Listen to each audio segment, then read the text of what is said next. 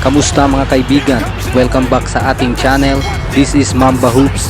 Sa videong ito ay pag-uusapan natin ang ilang boksingero na walang takot na isinugal ang kanilang undefeated record at malasap ang kauna-unahang pagkatalo sa kanilang buong professional boxing career. Ngunit bago mo ng mga ganitong video, isang malaking tulong na po ang pag-subscribe at pag-hit ng ating notification bell button para ma-reach natin ang ating goal. Maraming salamat po. Ito'y lingid sa inyong kalaman. Sa mundo ng boxing ay maraming boksingero na inaalagaan ng kanilang malinis na kartada.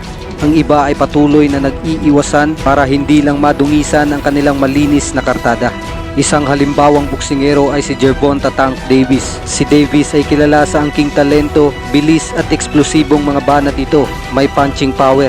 Subalit bago ito lumalaban sa kapwa undefeated boxer ay marami itong hinihinging bintahe. Alam naman natin na kilala si Tank Davis na magulang pagdating sa timbang dahil hindi ito lumalaban kung walang rehydration clause at madalas lumaban sa mga boksingerong galing sa mababang timbang. Ilang mga boksingero ang nabiktima sa kanyang bintahe. Si King Ryan Garcia, bago ito lumaban kay Davis, may kasunduan sa kontrata na may rehydration clause. At ayon sa ating nakalap na impormasyon, maging si current WBC welterweight champion Mario Barrios, biktima rin ng rehydration clause ng labanan nito si Tank Davis. Tara't ating balikan at panuorin ang mga boksingerong nabura ang undefeated record at matikman ng kauna-unahang talo sa kanilang buong professional boxing career. Unahin na natin sa listahan si Keith Thurman. Si Keith one-time Thurman ay kilala sa pagiging trash talker nito at walang iniiwasan na boksingero. Masasabi nating isa si Thurman sa malalakas na boksingero sa kanyang pride. Ilan sa mga dekalibreng boksingerong tinalo nito ay si Danny Swift Garcia, kilalang mabigat ang suntok at counter puncher. Ang pressure fighter na si Sean Porter. At dito nalasap ni Keith Thurman ang kauna-unahang talo ng labanan nito ang ating pambansang kamao na si Manny Pacquiao. Bago sila maglaban ni Pacquiao, may undefeated ito na record na 29 wins, no losses with 22 knockouts. Edad 30, habang si Pacquiao ay may record na 61 wins, 7 losses, 2 draws with 39 knockouts. Edad 40. Sa mga panahong iyon ay nagtamo ng iba't ibang injury si Thurman bago sila maglaban ni Pacquiao. Kaya di na ito ang dating Thurman na eksplosibo at malakas bumanat pagdating sa ibabaw ng lona. Nangyari ang kanilang laban taong 2019, ginanap sa MGM Grand Garden Arena sa Las Vegas. Dito ay nalasap ni Thurman ang kauna-unahang talo sa kanyang buong professional boxing career. Marami sa mga boxing fans ang nagsabi na Llamado ang mas bata at mas malakas na si Thurman. Iwalang tatalunin niya si pambansang kamao. Dahil sa edad ni Pacman ay di na daw nito kakayanin si Thurman. Subalit pinatunayan ng ating pambansang kamao na kaya pa nito makipagsabayan sa mga mas bata at malakas na boksingero katulad ni Keith Thurman. Nanalo si Pacquiao sa kanilang bakbakan sa pamamagitan ng 12 rounds split decision at maging kauna-unahang welterweight champion sa edad na 40 anyos. Ang laban na ito ay gumawa ng 500,000 pay-per-view buys at tumabo ng $37.5 million.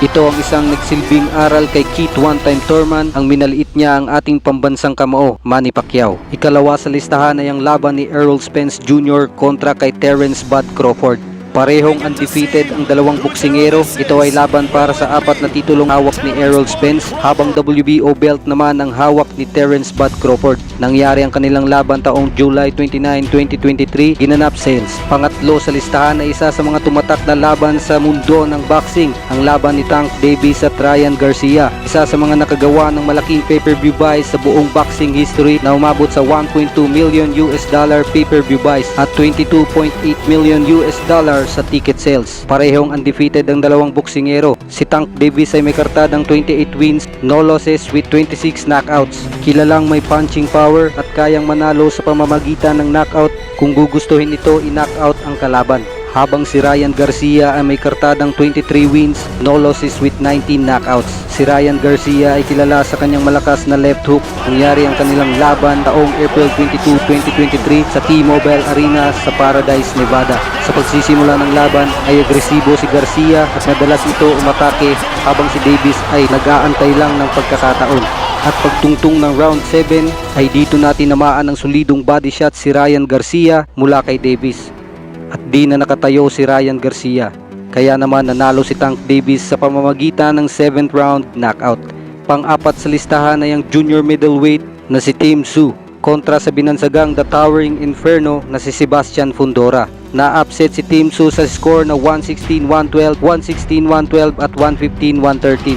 Sa round 2 ng kanilang bakbakan ay aksidenteng nasiko ni Fundora sa ulo si Team Su at walang tigil sa pagdurugo at ito ay nakaapekto sa paningin ni Team Su. Sinubukan ito tignan ng doktor subalit walang ginawang aksyon ng doktor, sa halip ay pinagpatuloy ang laban. Subalit ipinakita ni Team Su ang pusong kampyon, nagpatuloy hanggang sukdulang 12 rounds. Kahit nakuha ni Team Su ang huling round ay kinapos pa rin ito sa kanilang laban. Marami ang nagsabi kung maagang hininto ang laban ay undefeated pa sana si Team Su at naging no contest sana ang kanilang laban. Kaya naman nalasap ni Team Su ang kauna-unahang talo sa kanyang buong professional boxing career.